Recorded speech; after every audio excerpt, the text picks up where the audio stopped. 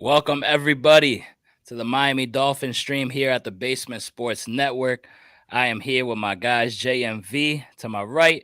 I got Jay to the bottom right, and I got my guy Threat pulling up for another stream. Everyone, all right, we're back in the win column. It feels damn good, at least after three straight damn losses, after three straight wins before that. It feels good.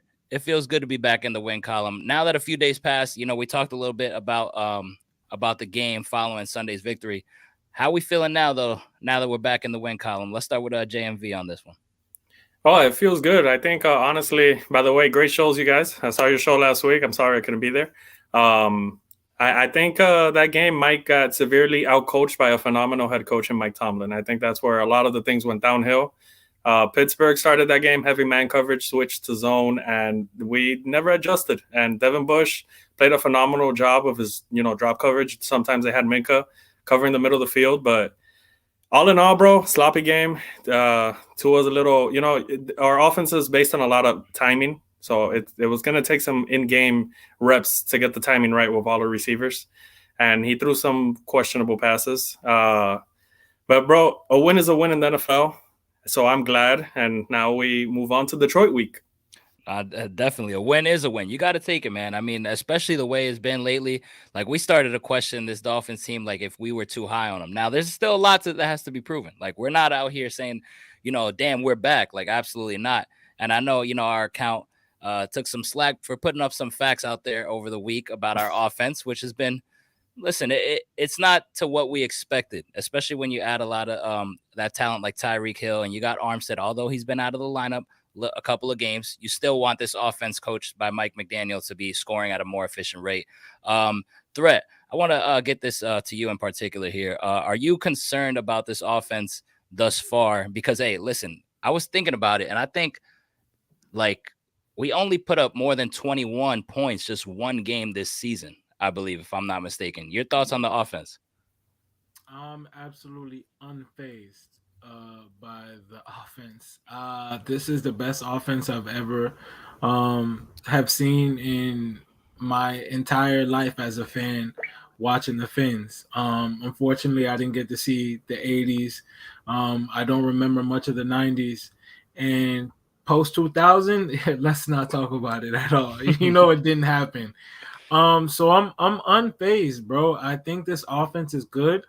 I'm never gonna be I'm never gonna be worried about a team that can move the ball but can't necessarily find the end zone. That's just a lack of execution at the end of the day. You know what I'm saying? So we're moving the ball. I think we're 10th in yards, in passing yards, I believe. Yes, we are. So I'm unfazed, bro. Like the run game is not where it needs to be, but it's timely. Timely runs is what we have. We don't have the best run game, but it's timely. We have two receivers who are in the top 5 in receiving yards. I'm not worried about this offense at all. It's just execution once we get into the red zone. We had a couple of dumb penalties throughout the weeks.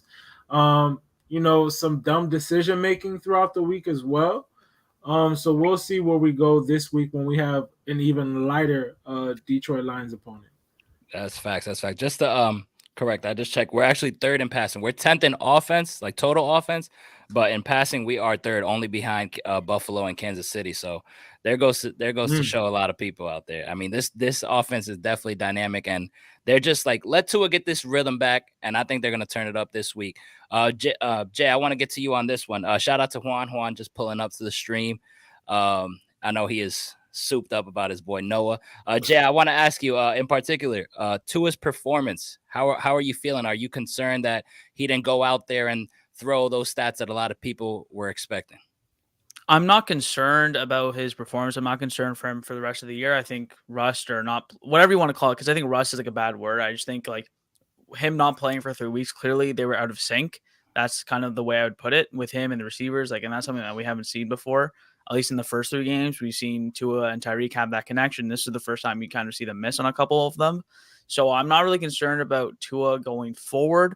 I will say that was his worst performance of the year of games he started and finished. I think that's pretty easy. I thought he was inconsistent, and there are times where you watch the game and you're like, okay, so what are you thinking there? And people get on him about the dropped interceptions and all that stuff, but they were dropped. So there's so much that goes into it. I just think like it was his worst game of the year for sure, but I also think there's a lot of factors that go into why. I also think it was Mike McDaniel's worst head coach, like game as a head coach.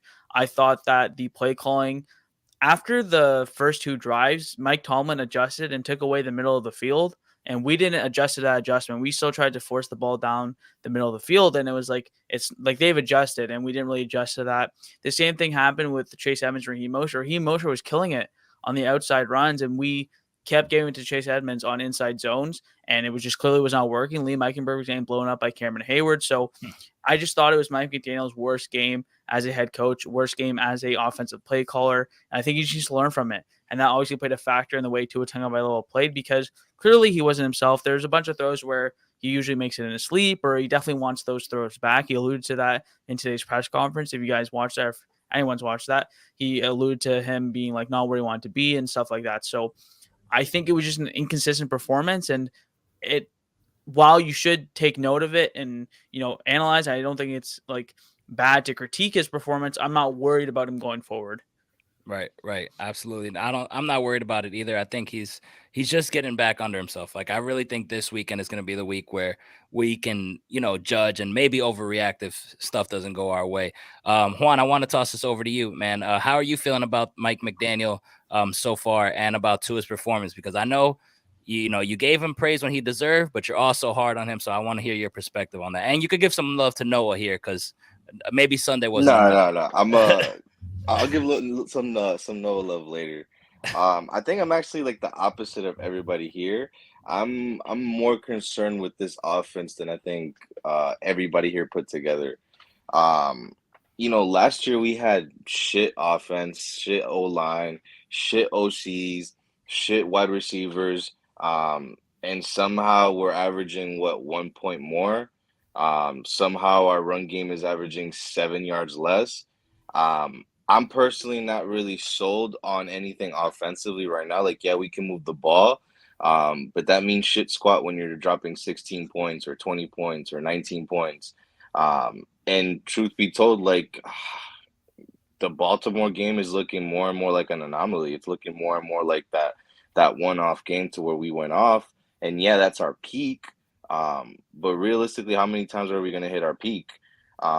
And I know you guys mentioned too that like Tua being off is uncharacteristic, but like uncharacteristic to what? To him? Like I saw this last year with New Orleans. I saw this last year with the Jets game. I saw this last year with the Giants game. He has his moments where he's on fire, starts off the game literally 6 for 7, driving down the field looking like he's back, and then he sputters. It runs out. Last year we gave it. We put all the blame on the OCs not being able to recover. This year we have an offensive mastermind, and we're again putting it on him, on the coach. So, I mean, yeah, I don't want to be too fucking negative because we got the W, but we scored 16 points against the Steelers with Kenny Pickett throwing 3 interceptions. No TJ Watt, yeah. You know what I'm saying? Like, like there has to come a point where like we have standards and they need to be met. Like Tua, yeah, first game back, but overall, like the run game is fried. Like Mostert is an injury away from giving us nothing, and then we're left with who? Chase Edmonds, Myles Gaskin again. So I'm not really, I'm just not as positive about it as you guys. I see a lot of warts. I see a lot of problems, and having two top 5 wide receivers is great. But I need points. I need touchdowns. And we're not getting that from no parts of the offense at this point. Yeah, I think 16 points is concerning when you think about the hot start, like you said. I mean, this guy comes out guns blazing, put up 13 points in the first quarter, and then since then we only scored 3. I mean, you also think about that New England game, like that second half was terrible as well. The Buffalo game, like it felt like it was a struggle. I know we're playing Buffalo, but still, like there are moments in time where it's not that the offense is necessarily shit. It's just that they could be better for the talent that's out there. I think that's more of the concern. So it's rightfully so. And there are a lot of injuries that we're dealing with. And usually when there's a lot of injuries, that's the perfect time for us to talk about our sponsor here at the Basement Sports Network. So with that being said, insurance does not need to be complicated at all. Just email or give them a call today. Let them know the Basement sent you. You can email my guy at jpo@simplehealthadvisors.com or give him a phone call at 321-345-7738 and let him know that the Basement sent you. Shout out to producer back there. Listen, like I was talking about, man, we got a lot of injuries. It feels like every damn game we're losing yet another guy. I mean, you saw Raekwon Davis go down. Recently, you saw Brandon Jones go down. They came out and said that that's a torn ACL. He's out for the year. And listen, the list goes on and on with these injuries, man. I mean, this is crazy. Shout out to Noah, man. Hey, that's more playing time for Noah. So maybe that's a blessing in disguise. Maybe my guy could try to build off another good performance. But man, it's been tough, man. And I want to throw this to Jay. With all these injuries, man, which one hurts you the most? Because the list is very long. I mean, obviously they all hurt, but which one is like, damn, I didn't want to see him go down. Like we can't afford to lose this guy. Who would you point that to? Well, obviously Tua Tagovailoa, he should be fine. Like I'm just, it's just annoying to see his name on the injury report. And if he was to not play, which won't happen, obviously he's the biggest injury to me. And again, usually Teron Armstead doesn't play because of vet rest. I think he's the guy who I'm looking at, who I would think is like the most important, because the offensive line is completely changed by him. I feel like when he's on the field, the entire offensive line gets better. Shout out to Brandon Shell too, by the way. He was really good at right tackle on Sunday. But for me, Teron Armstead, he's a guy who I think needs to stay healthy, and he gives his offense a chance. And on the defensive side, probably be Xavier Howard for basically the same reasons. You can't really do anything without him. If Xavier Howard doesn't play, which again, this is the Wednesday practice report, so you don't want to put too much stock into it. But if Xavier Howard doesn't play, you're left, especially if Cater Coe and Karen Crossan don't play, you're left with Noah Gbanog and Justin Bethel, and you don't even have a third corner on the roster. So it'd be Xavier Howard and Teron Armstead pretty easily for me, at least for the guys who did not participate. Because if you're limited now, there's a pretty solid chance you'll play by the time Sunday arrives. So all the guys that did not practice, for me, it's Teron Armstead and Axe. Now, for me, exactly. So that is the reference. If they don't play, it's because they absolutely can't go. So for me, those are the two things that did not play. But again, Wednesday is like, no, dude, it always looks like a receipt. Why are our injury list is always so long compared to other teams? The other teams will have like 4 or 5 players. Jay, Our I don't injury know if list you is guys have always Walgreens crazy over there, but this looks like a Walgreens receipt. Oh, it's crazy. That's like your grocery store, yeah? Like that's like a grocery store type. I'm not gonna lie. The Lions injury report, I think, is a little more severe. It's kind of close in terms of the players, but they have a lot of DNP. They have a lot of DNP over there. I think they're really hurting. One thing I did want to bring up with the injury report is Liam Eichenberg. For as much as that nigga is on his ass, how is he never hurt? I've never seen somebody who's on their back that much. Like there was a Dwayne Wade quote, fall down 7 times, get up 8. This motherfucker keeps getting up even though he's on his ass. He keeps falling and getting up. I need someone to count him out. Ring the bell. Please ring the fucking bell. It is ridiculous at this point. He's got the heart of a lion. He really does, man. Because that's about it, though. Yeah. And I just arms like T-Rex. I just can't believe you trade up for a guy like this, and you're thinking like, man, he's from Notre Dame. I mean, the dude got to be at least solid, and he's just been a pack of ass, and it's just ridiculous. If Liam was maybe like 30% more racist, I feel like we would have like a solid talent. But like, I feel like when our old linemen don't have any racism in them, it doesn't work out. Like we get like Jonathan Martin, like it just did not work out, man. I do got a question though. If AJ comes back and we've seen the way our right tackle position has been looking, are we moving Austin to yes. go? Yes. I want all of us, yes. Teron Armstead. Anything Austin to take Jackson, Liam out. Connor Williams, Robert Hunt, and then Brandon Shaw. Brandon Shaw was really, really solid, man, and he has been since he's been here at right tackle. So that's what I'm doing. You got Teron Armstead. This is in order from left to right. Teron Armstead, Austin Jackson, Connor Williams, Robert Hunt, and Brandon Shaw. That's the offensive line you'd go with. That's the offensive line I would go with, but who knows? Because clearly they're still like wanting to rely and try and go with these young high draft picks because they still haven't taken Liam Eichenberg out. Hopefully, with Brandon Shaw playing as well as he is, they'll take Eichenberg out instead of Brandon Shaw because it would be ridiculous if they took out Shaw after his performances over the last 2 weeks. I'm gonna be respectful. I don't think Brandon Shaw's that good. I just think that we're so bad that everybody comes in here looks that good. That's Like, it. Which works for me. Against him. Nothing against him. It's just, bro, we're so ass at right tackle and left guard. Like, it's almost like, and the sad part is we're pretty solid at center, right guard, and left tackle. Like, we're very solid. I feel like we're one of the top like groups there. But those other twos are so bad, bro, that it just like it curves us down, bro. It's literally like a bad grade. Just to add on to that too, I don't want to put too much stock into the offensive line because the game plan was obviously to get the ball the fuck out of there fast. Like Tua was 2.39 seconds, the ball was out. That's really fast, bro. If you get put on your ass in 2.39 seconds, Liam Eichenberg, bro, you are garbage. Like if you can't give Tua 2.4 seconds, you are garbage.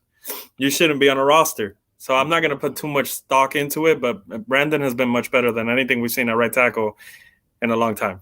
Yeah, that's true. And I just think that's exactly what it is. Just that we're so bad that, people come in here looking good because the bar is set so freaking low when it comes to guys like, Liam playing out here the way he's playing. Oh my God. Don't please get this man off. Is that a Liam and Jesse Davis? Right? No. Yeah. That's like my Nah. and Revis Island. This is the worst. This right here has been on the screen for way too long. Can we get this? The sad part is that it kind of looks so similar that it's already like engraved into me. Like Liam is Jesse Davis. Like fucking nightmares, man. This shit does not get any better. But about the rest of the injury report, JMV, are you concerned about any of those injuries in particular besides Xavier Howard?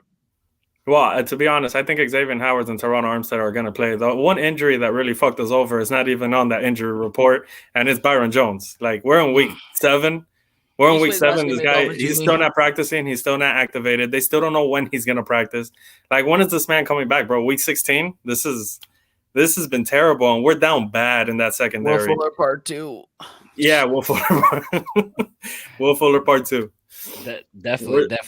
And Brandon Jones, another secondary guy that is out. And he was so important to this team. He was. I'm not saying he was great in coverage, but he's better than what he has been in the past. We know what he can do as a blitzer, as a run stopper. Like he was very impactful on this defense. And without him, it's Eric Rowe now, who, although like it's obviously a significant step down, he does do man-to-man coverage better than Brandon Jones. But other than that, like it's significant drop off everywhere else. So that's a tough injury to get. And our secondary is so beat up. Trill Williams, Nick Needham, Byron Jones, Keon Cross, and Cater Coe, who I'm forgetting someone too. Like, there's so many guys who got hurt, and it's ridiculous. Yeah. For all his pass coverage, like deficiencies, bro, this guy is a big reason for 2 wins this year. Like, and the Patriots, he's the one that got the coverage this year too. Yeah, the Patriots, he's a big reason for that win, and the Bills, he's the one that delivered the hit as well, or picked up. I don't remember if he delivered the hit. I think he delivered the hit and Ingram picked up the fumble. Yeah. Mm-hmm. Yeah. So he's that been was Javon. No, against the I think it was Brandon Jones. There's only 2 sacks of the year. It was either the Patriots Javon or the was Bills against game. the Bills. Javon was against the Bills, and then Brandon had one against the Patriots. The Patriots week 1, yeah, and then the scoop and score. Juan, you had something to chime in on that? Yeah, I feel like if there's ever been a time to like really rely on Javon, it's like now. It's like, Javon, for as great as he is at free safety, like his first couple years in college, he was a slot. Like he could play in the box. Like this is probably going to be the time where you're going to start to see him like everywhere because, I mean, what other options do you really have? I know they have McKinley, which I believe played with him in Oregon. Yep. And yeah, Noah's just strictly an outside guy. I don't see Noah really going inside at all. And Justin Bethel is literally just a special teams guy. So yeah, like I think this is the time where you're gonna have to be creative with Javon and kind of work everybody else around him because it's literally just him and X at this point. Do Get you on guys the see us phone, playing Chris. more? Do you guys see us playing more zone coverage moving forward? At least while we get a little healthier. Oh Or my god. Well, one side, that's what we did against Pittsburgh. By the way, shout out Is to Josh that Boyer. is that That is- Byron and and Fuller. Fuller. Kai, I'm gonna need you to send me that one, bro. Yeah. I'm gonna need you to send me that one. That's a good 'cause one.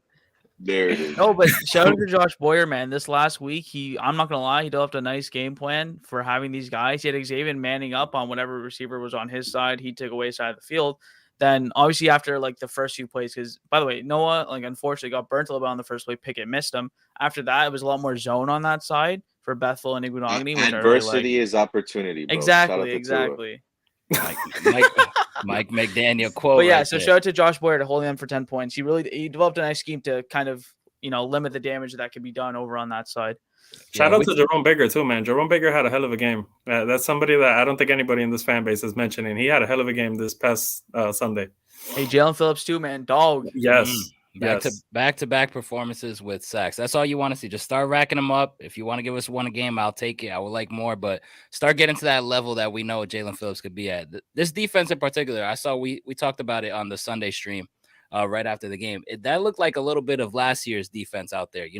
Just 3 interceptions, low scoring.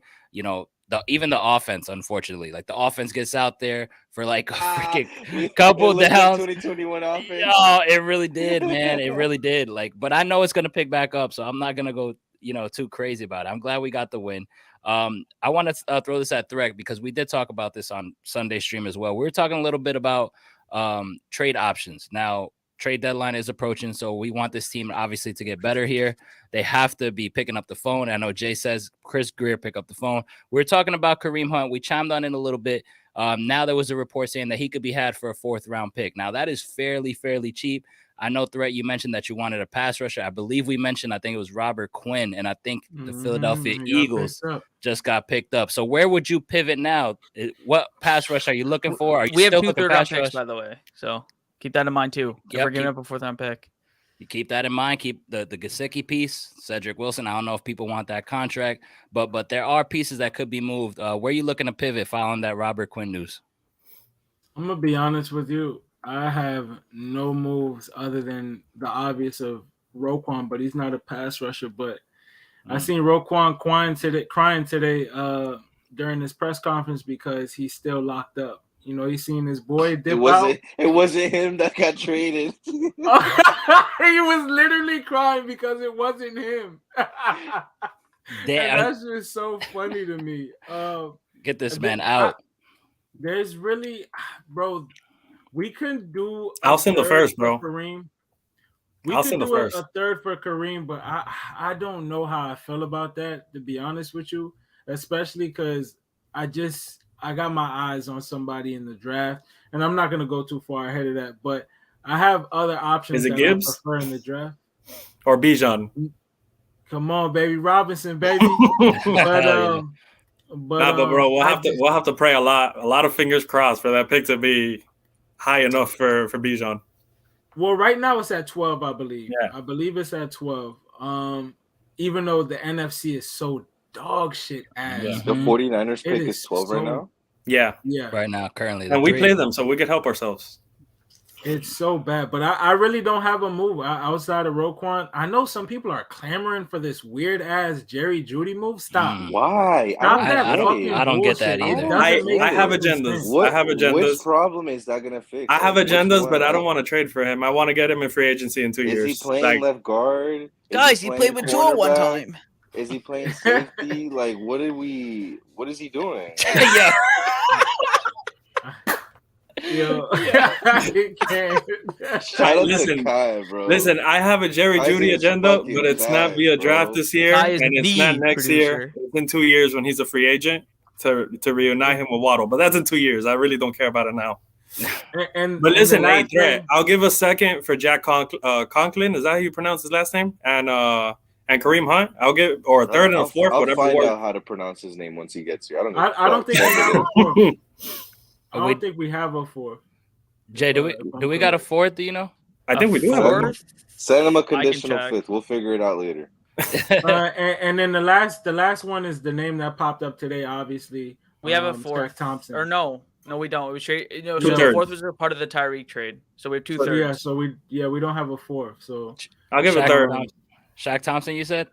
Shaq Thompson. That's the only other the two linebacker options. Other than that, I have nothing else I can give. Right. I got. But, yeah. I was gonna Let's throw. say, are we let's talking throw about it pass rushers or are we talking about anyone? Well, throw it around. Like let's give at least one name that we would like to see this Dolphins team add, and let's just for fun. So we can't pick the same name. So let's go threat pick Shaq Thompson. I'll go last because I got a bunch. All right. Let's go Juan next on this one. For fun or just like legit? No, something that's realistic that somewhat, we can that we could pull off without Shaq Thompson or Raekwon Smith. Marcus Peters. Oh, that would be Last year in his fun. deal, doesn't look like he's like having that much fun over there with the Ravens. I feel you could swing a deal that way. That would be It fun. doesn't even have to be crazy. Probably like a conditional fourth or third and help out your cornerbacks. Because to me, like, I don't want to go that deep into it, but to me, Byron is not coming back this year. Yeah, like, that's just mm-hmm. and if he comes back, he's not the same guy, and it's for what? So I'm not counting on him at all. So I think we're gonna need cornerback more than anything. JMV, who do you got in mind? Bro, I'll do the 3-for-1 package with Cleveland. I don't think Roquan is gonna get moved. I personally don't. Shaq Thompson is nice, but you said we can't say the same names. Mm-hmm. So I would do that 3-for-1, man. If Cleveland is really like dead set on trading Jack and Kareem Hunt and Greedy Williams, I'll take all three. It's gonna help three necessities on this team: running back, right tackle, and depth in the secondary. So I'll take the 3-for-1 there. That would be sweet. All right, Jay. A little bit less realistic. I'll go Taylor Moton, the right tackle from Carolina. I think he's awesome. I think he'd be great on this team. That's a little bit less realistic just because I don't think they're going to apply any resources to this offensive line because there's so many issues at cornerback. To me, there's so many guys at cornerback you can get. William Jackson, Sidney Jones, Bryce Hall, Greedy. Any of those guys, dude. Bring one of them in. We just need more bodies in that room as of right now. And again, even if it's a Bryce Hall or a Sidney Jones where it's a Band-Aid fix, it's just to give us some time to get some guys healthy. I know we got Noah, but like after that's Justin Bethel, so it's a little tough right now. So any of those guys for me. But if we're doing like anyone that's even like semi-realistic, like Taylor Moton would be a fantastic addition to this offensive line. That gives you, I'm not gonna lie, that might give you like a top 10 offensive line in the NFL.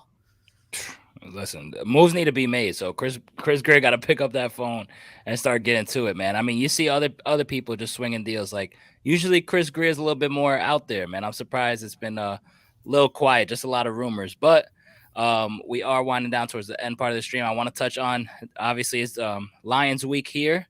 So the Detroit Lions are obviously not having a good season. They're competitive, but they were more competitive towards the beginning of the season. Last 2 weeks, not so much. But they have a bad they have a good offense, but a terrible defense. So 32nd in defense, actually. So this team should be able to get this offense going and the way it should be, the way we expect it to be. Like I said, the offense for the Lions are 4th. So our defense has to be ready. And with those injuries, they got no choice. But let's talk about keys to victory here. What exactly would you like to see? And in order for us to come out on top against the Lions, let's start with JMV. On defense, we need to contain DeAndre Swift. Like I believe Jared Goff is going to give us a free beer or two in this game, despite us being completely depleted in the secondary. But you have to contain DeAndre Swift. Like if this guy cannot get going, whether it be via the air or on the ground, if this guy gets going, it's going to give us problems, and it's going to make Jared Goff's life much easier to get the ball to his receivers, whether Hawkinson plays or Amon-Ra, which I expect Amon-Ra to play. So defensively, it would be to contain DeAndre Swift. Offensively, no turnovers, contain the penalties, and protect Tua at all costs.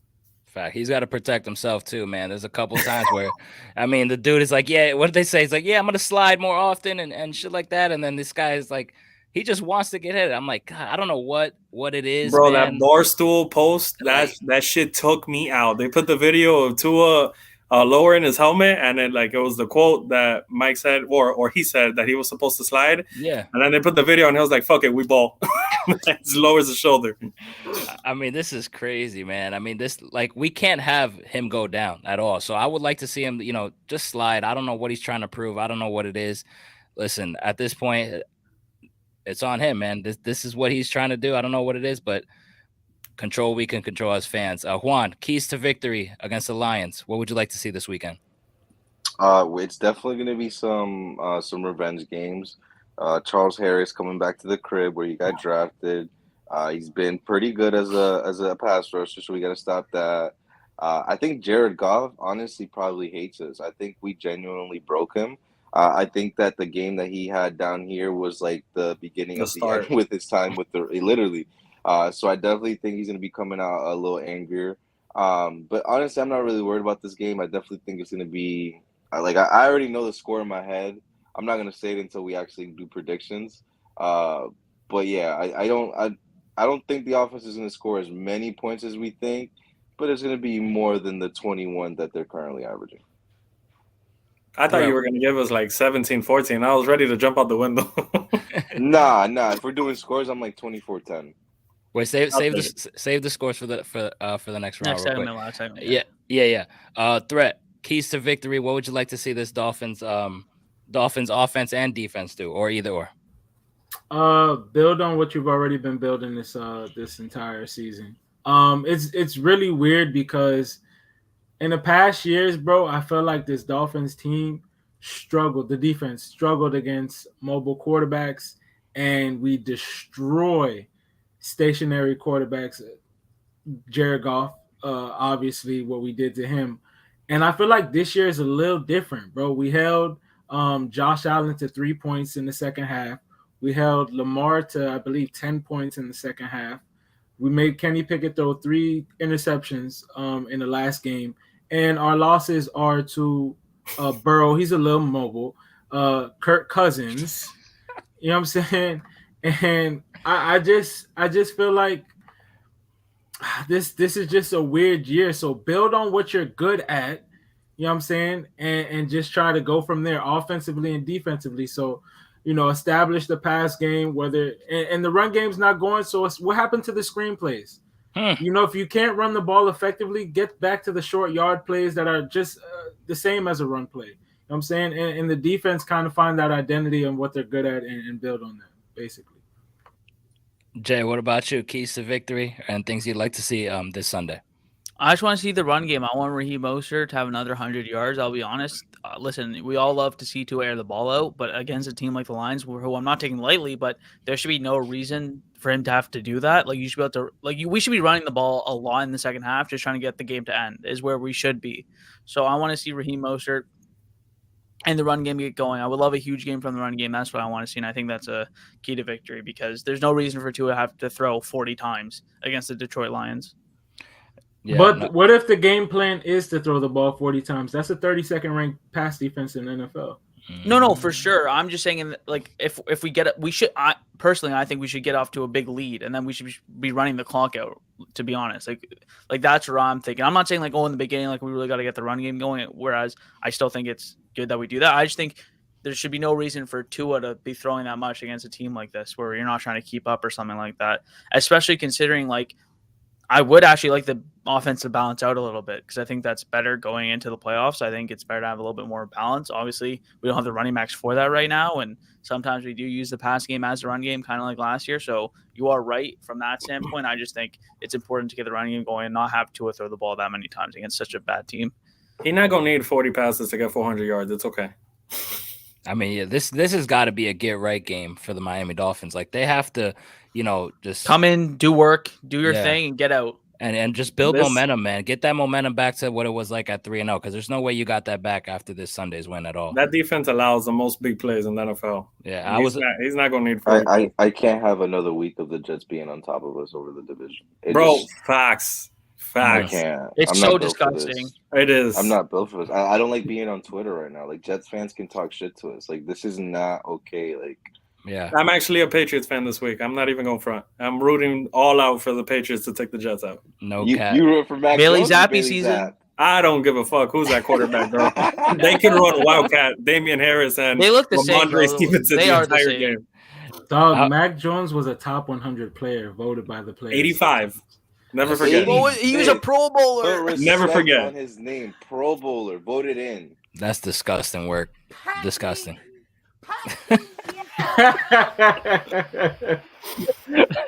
That moment was golden. I love when we play that shit. I actually looked up the averages, man. Lions are averaging giving up 249.3 yards per game passing and 162.8 yards rushing. Hold up. So Cap in the comments is letting me know the Pittsburgh Steelers have the number 31st ranked secondary. There we go. And the Lions have the number 32nd. So I'm thinking 17 or 18 points for us would be good. No, I think the Steelers, what they give up is a lot of big plays, but our offense literally was schemed to get the ball out fast. I don't think we ever looked at the deep shots. Man, this is crazy, bro. But when you look at, I mean, 162 yards given up rushing, man. I mean, we can use some momentum. So I'm taking Tua over 8.5 yards rushing this Sunday. Oh man, I need a big Tua run at this point. Like it's not happening with Chase. I don't need that. Like, I don't want to see it. Tua to Please don't do that. LSU, like against LSU in college, bro. I don't need to see it, bro. Just stay in the pocket. And if Chase Edmonds does happen to have a good game, don't buy into it, man. That's fool's gold. But listen, last thing before we wrap up, I want to go with score predictions. I know we got to get out of here early today. Score predictions. JMV, let's start it off with you and just go around the room before we close off. Score predictions, I think, is 30 to 17. Dolphins, yeah. Hey, if anybody picks the Lions here, bro, I'm jumping. Hey, I gotta ask as the host. Juan, who you got? This is the week we get our offense right, and we show them how high-powered we are. We're gonna get a whole 23 points and.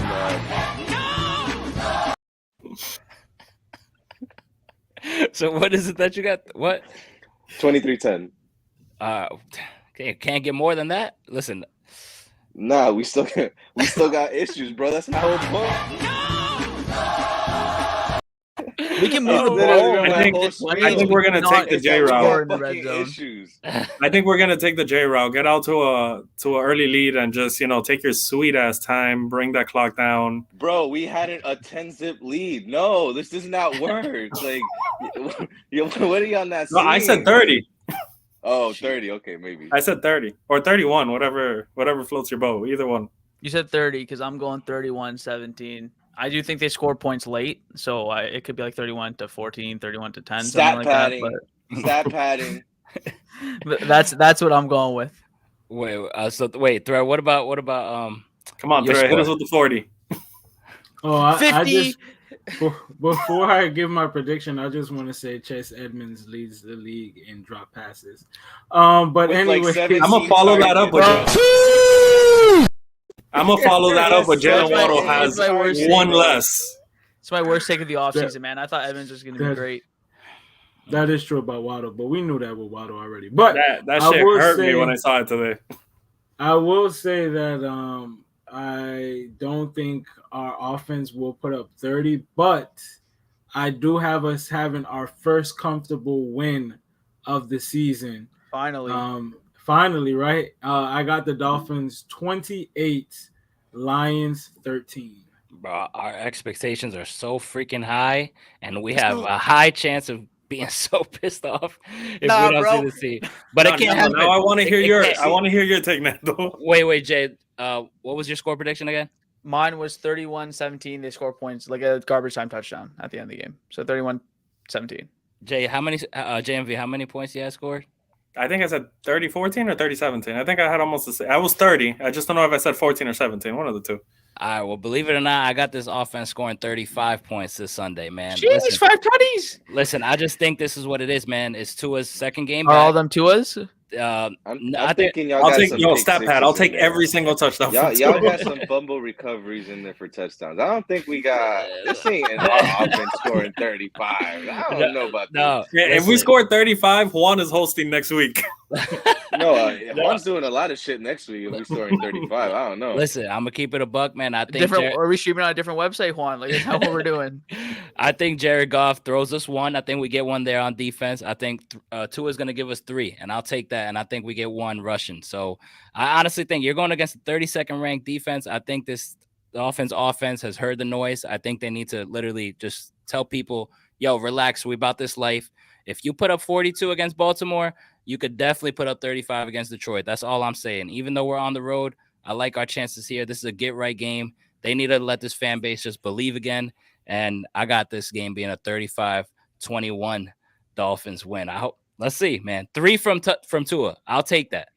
See, I'm not shaking my head at that. The problem I'm having is that the Ravens every week are making it harder for me to push this agenda for Tua. Like I seen Jacoby have 3 incompletions the other day. Like what? Like I need the Ravens to be good. I need the Ravens to dominate. Like this is not okay. Well, but Jacoby didn't have the 469 yards. That's true, but it's Jacoby. So like him not stumbling over his own feet is positive enough. Damn. Alberto Wells Jr. got us giving up 27. I hope to God we don't see that.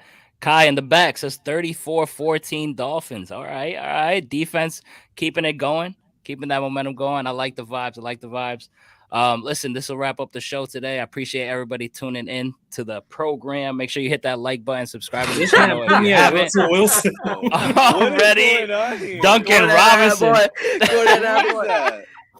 Who am I supposed to be right now? Yo, is that you? Robinson is crazy. I didn't know that. That's your twin threat. That Yeah, we lit. Hey, Yeah. there we go. Shout out to